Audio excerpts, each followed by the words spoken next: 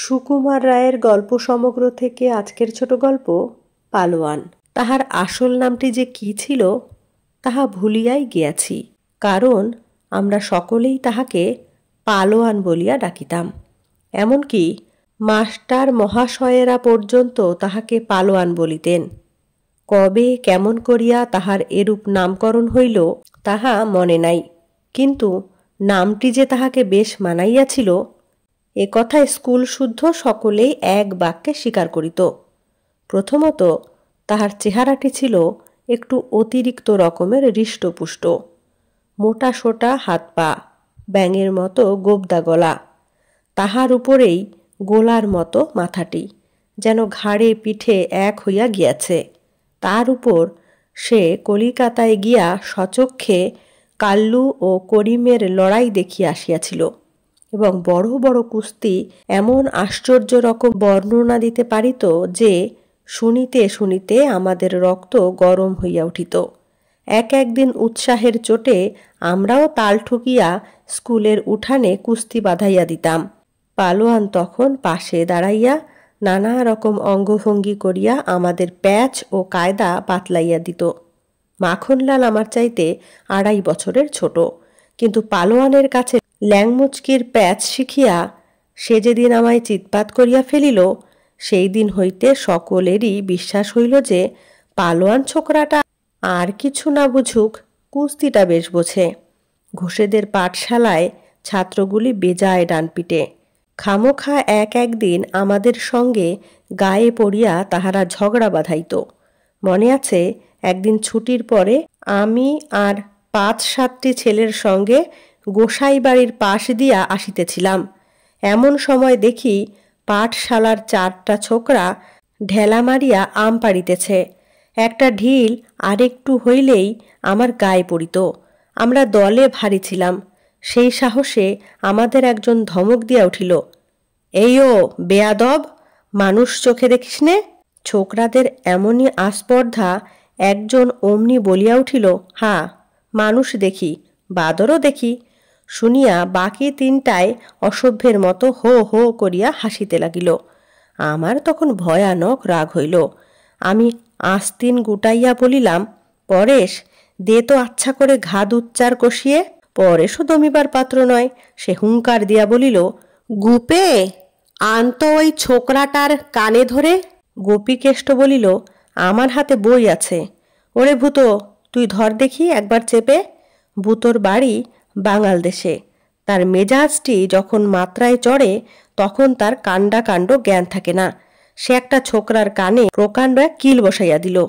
কিল খাইয়াই সে হতভাগা একেবারে গোবরাদা বলিয়া চিৎকার দিয়া উঠিল, আর সঙ্গে সঙ্গে বাকি 3জনও গোবরাদা গোবরাদা বলিয়া এমন একটা হৈ হৈ রব তুলিল যে আমরা ব্যাপারটা কিছুমাত্র বুঝিতে না পারিয়া একেবারে হতভম্ব হইয়া রহিলাম। এমন সময় একটা কুচকুচে কালো মূর্তি হঠাৎ কোথা হইতে আসিয়া দেখা দিল। আসিয়াই আর কথাবার্তা না বলিয়াই ভূতর ঘাড়ে ধাক্কা মারিয়া গুপের কান মলিয়া আমার গালে ঠাস ঠাস 2 চড় লাগাইয়া দিল। তারপর কাহার কি হইল আমি খবর রাখিতে পারি নাই। মোট কথা, সেদিন আমাদের যতটা অপমান বোধ হইয়াছিল, ভয় হইয়াছিল তাহার চাইতেও বেশি। সেই হইতে গোব্বার নাম শুনিলেই ভয়ে আমাদের মুখ শুকাইয়া আসিত।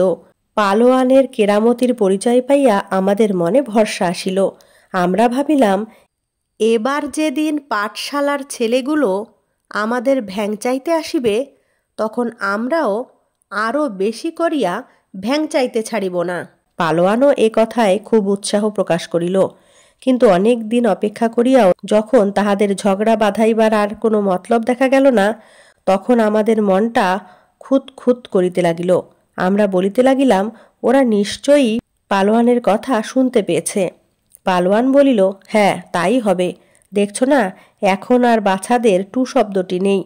তখন সবাই মিলিয়া স্থির করিলাম যে পালোয়ানকে সঙ্গে লইয়া গোবরার দলের সঙ্গে ভালো রকম বোঝাপড়া করিতে হইবে। শনিবার 2টার সময় স্কুল ছুটি হইয়াছে।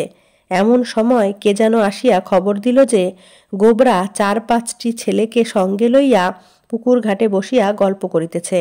যেমন শোনা অমনি আমরা দলে বলে হই হই করিতে করিতে সেখানে গিয়া হাজির। আমাদের ভাবখানা দেখিয়াই বোধ হয় তাহারা বুঝিয়াছিল যে আমরা কেবল বন্ধুভাবে আলাপ করিতে আসি নাই।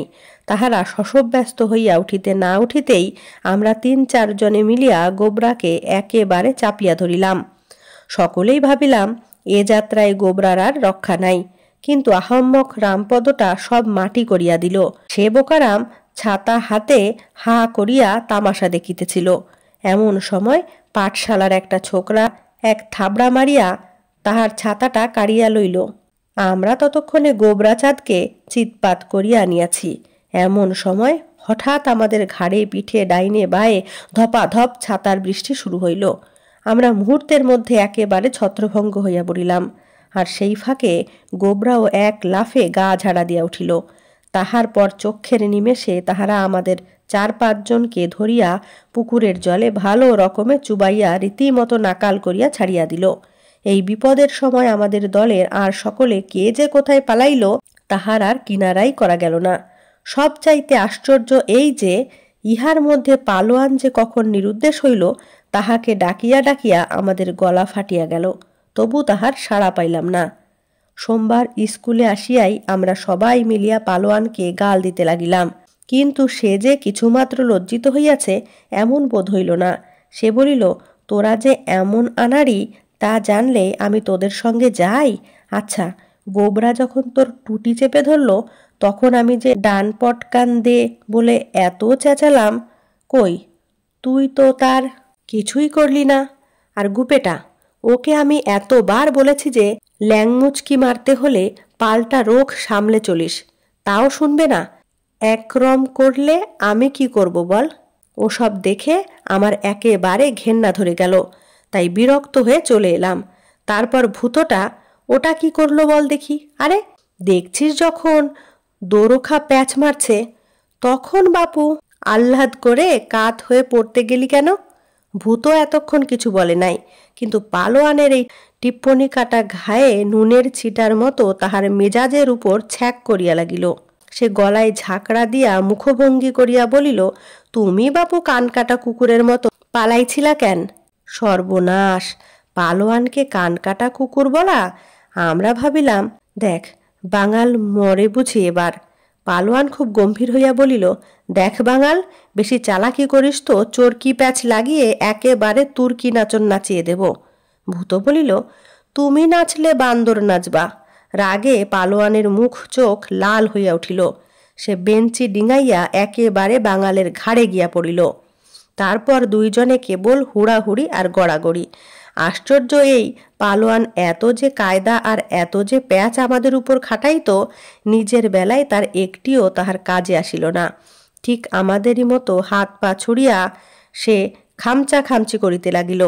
তারপর বাঙাল যখন তাহার বুকের উপর চড়িয়া 2 হাতে তাহার টুটি চাপিয়া ধরিল, তখন আমরা সকলে মিলিয়া 2 জনকে ছাড়াইয়া দিলাম। পালোয়ান হাঁপাইতে হাঁপাইতে বেঞ্চে বসিয়া ঘাম মুছিতে লাগিল।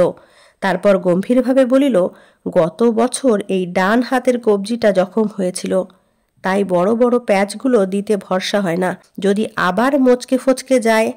তা নইলে ওকে একবার দেখে নিতুম। ভূত এ কথার কোনো উত্তর না দিয়া তাহার নাকের সামনে একবার বেশ করিয়া কাঁচকলা দেখাইয়া লইল। ভূত ছেলেটি দেখিতে যেমন রোগা এবং বেটে, তার হাত পাগুলিও তেমনি লটলটে। পালোয়ানের পালোয়ানি সম্বন্ধে অনেকের যে আশ্চর্য ধারণা ছিল, সেই দিনই তাহা ঘুচিয়া গেল, কিন্তু পালোয়ান নামটি আর কিছুতেই ঘুচিল না। সেটি শেষ পর্যন্ত টিকিয়াছিল। নমস্কার। কেমন লাগলো আজকের গল্পটি অবশ্যই কমেন্টে জানাবেন। ভালো লাগলে লাইক কমেন্ট শেয়ার করবেন। ধন্যবাদ।